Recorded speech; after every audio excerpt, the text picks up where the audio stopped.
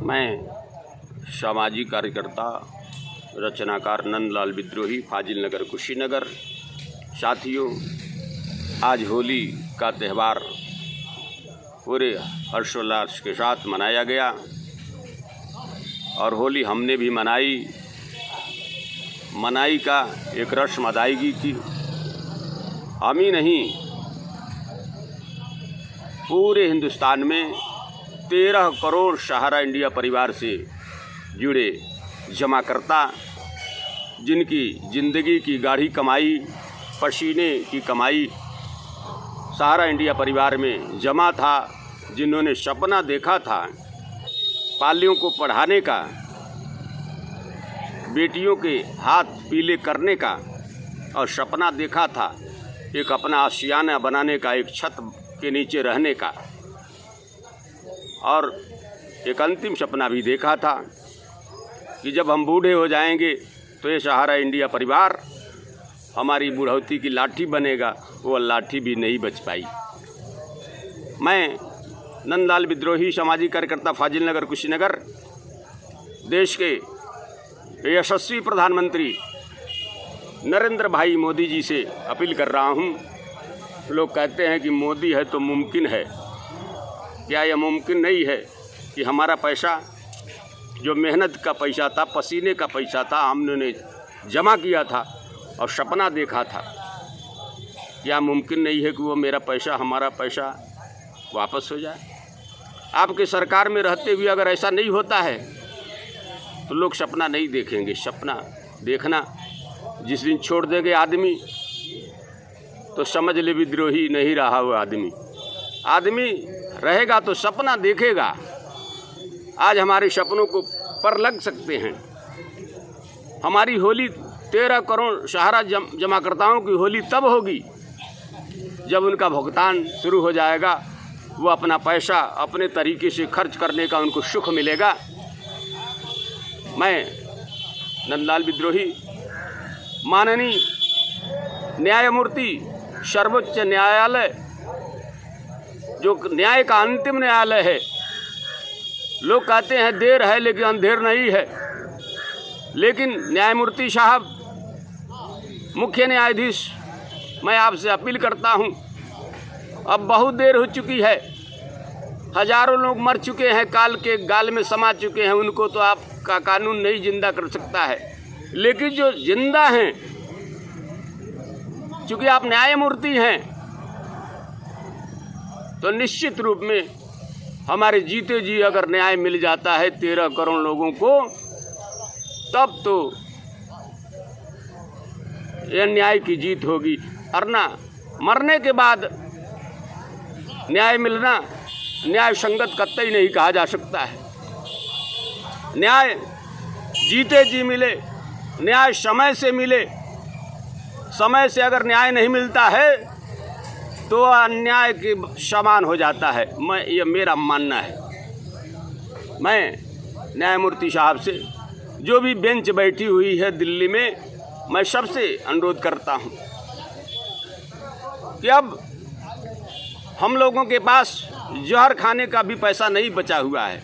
हम लोगों के सारे सपने टूट गए हैं, लेकिन अंतिम उम्मीद माननीय सर्वोच्च न्यायालय, माननीय यशस्वी प्रधानमंत्री नरेंद्र भाई मोदी जी से मैं भी आग्रह कर रहा हूं, अभी भी समय है। न्यायालय में हमारा मामला तो चल ही रहा है। आप सक्षम प्रधानमंत्री हैं, आपके एक इशारे पर पूरा देश तैयार हो जाता है। मैं बार बार कहता हूं, इस मामले को आप क्यों नहीं उठा रहे?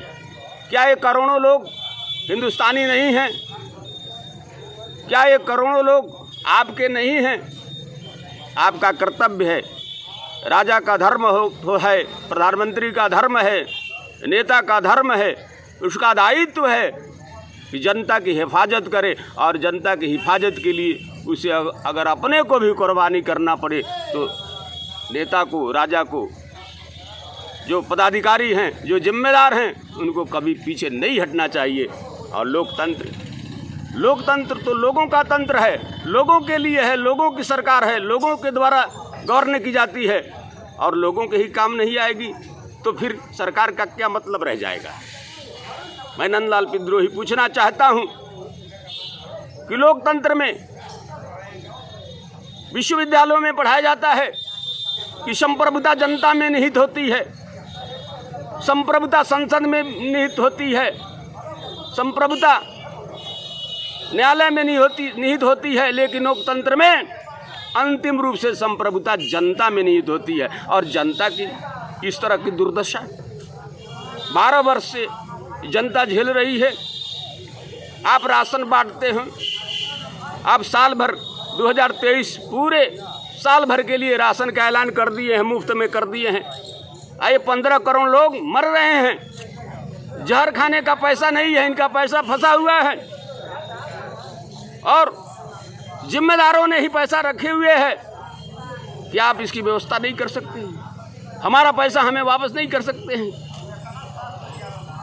सेबी के अधिकारी, आपको बता दूं, सेबी के निकम्मे अधिकारी वो समझ नहीं पा रहे हैं।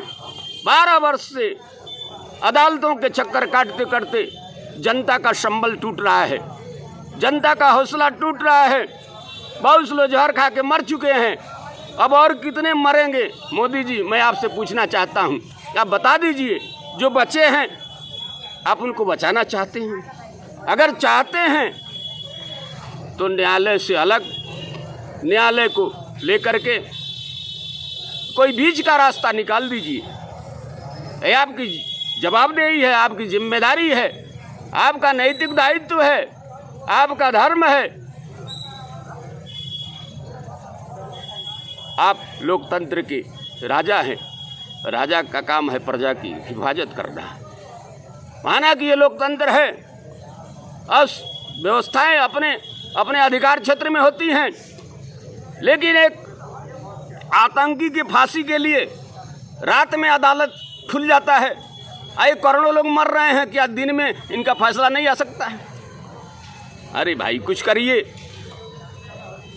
ये 13 करोड़ लोग हैं, ये पैसा बाजार में आएगा, मार्केट में आएगा, लोग अपने तरीके से खरीदारी करेंगे तो विकास का रास्ता आगे बढ़ेगा, विकास अग्रसर होगा, लोगों में खुशहाली आएगी, बाजार में भी सक्रियता आएगी, लोग खरीदेंगे तो सामान बिकेगा और इससे जो है करोड़ों लोगों का फ़ायदा होगा।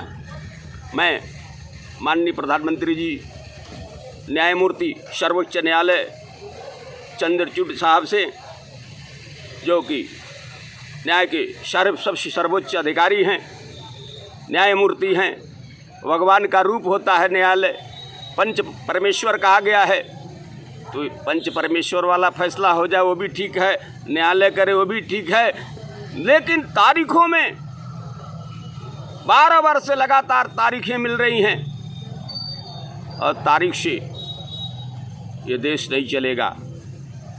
जिंदा लोगों पर लोग जिंदा रहेंगे, हम जिंदा रहेंगे तभी आप हमारे पर हुकूमत करेंगे। आपको सोचना पड़ेगा, अब वक्त नहीं है। लोगों का धैर्य धराशायी हो रहा है, सपने टूट रहे हैं, अपने रूठ रहे हैं, दवा के अभाव में लोग मर रहे हैं। पैसा मिल जाता, उनका क्या गुनाह है? आप बता दीजिए। जहाँ तक सुब्रत राय की बात है, उस व्यक्ति ने छोटी सी पूंजी में पूरे हिंदुस्तान ही नहीं पूरी दुनिया में साम्राज्य कायम किया, लोगों को रोजी रोटी दिया, लाखों नौजवानों को रोजगार दिया। यही उसने गुनाह किया। आपके अधिकारी, ये सेबी के निकम्मे अधिकारी समझ नहीं पाए, न जाने किससे बदला लेना चाह रहे हैं।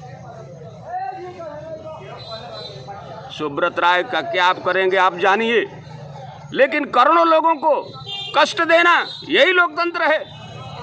लोगों की समस्या का समाधान न हो, लोगों का कानून से विश्वास उठ जाए, लोगों का संविधान से विश्वास उठ जाए, तो फिर लोगों को सोचना पड़ेगा। आप जहाँ तक चुनाव की बात है, आप मुफ्त में राशन दे रहे हैं, अच्छी बात है, लेकिन हमारा पैसा मिल जाए, इसके लिए आपको प्रयास करना चाहिए। करोड़ों लोग हैं, केवल वोट की राजनीति करना बंद करिए। अगर करना ही है तो 13 करोड़ हम लोग का भुगतान देना है, आपको अपने घर से नहीं देना है, हमारा ही पैसा हमें वापस करना है।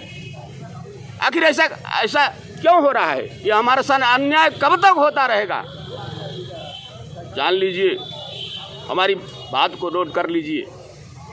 अन्याय बहुत बढ़ेगा, लोगों का विश्वास टूटेगा, तो फिर विश्वास की बहाली करना आपके बस की बात नहीं होगी, कानून के बस की बात नहीं होगी। लोग हैं, लोग से देश बनता है। अगर लोग हैं तभी हमारा हिंदुस्तान है। हम हैं तो कानून है, हम हैं तो संविधान है। हम ही नहीं रहेंगे तो न कोई कानून को मानेगा, न कोई संविधान को मानेगा, और हुकूमत आप किस पर करेंगे। मैं नंदलाल विद्रोही सामाजिक कार्यकर्ता आपसे पुनः निवेदन करता हूँ, जो भी जिम्मेदार लोग हैं, पूरा हिंदुस्तान, चाहे वो पक्ष हो चाहे विपक्ष हो, ये 13 करोड़ सहारा जमाकर्ताओं का पैसा वापस होना चाहिए। ये पूरा हिंदुस्तान पूछ रहा है।